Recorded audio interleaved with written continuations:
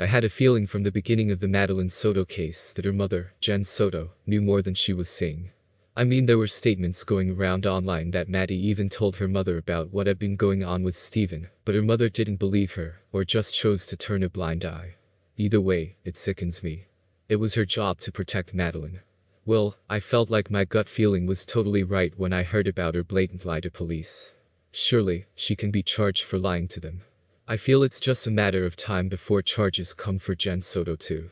In the incident report, Jenn gave officers a sworn written statement. She said that around 8 a.m. that morning, she observed Madeline getting dressed for school. But during her on-camera interview, she basically said the last time she saw Madeline was that night, after her 13th birthday party. Madeline came home and they talked about her gifts, and then they said goodnight, and that was the last time. So, that is one major inconsistency in her version of events. The last time she saw her daughter. Party on Sunday. She had a great time. I couldn't make it because I was working, but she had an amazing time. She was so happy with all her gifts.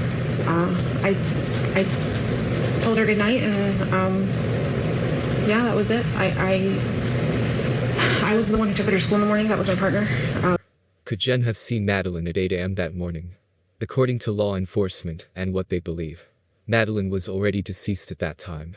They have video evidence of Steven discarding Madeline's laptop and backpack at around 7:35.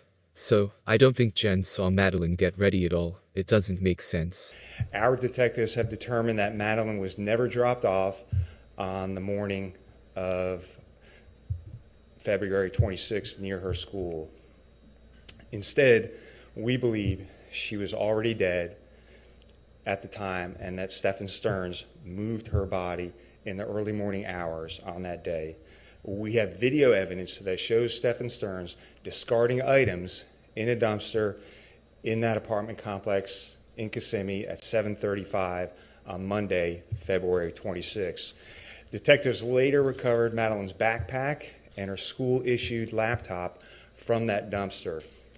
At 8:19, we have evidence that shows Stephen Stearns returning to the complex, and Madeline was visible in that vehicle. We believe she was already dead at that time. Why did she tell that to the police? What a blatant lie, and I believe it's extremely telling too, because why would she say something like that? Must be to cover their tracks. Her version just doesn't add up.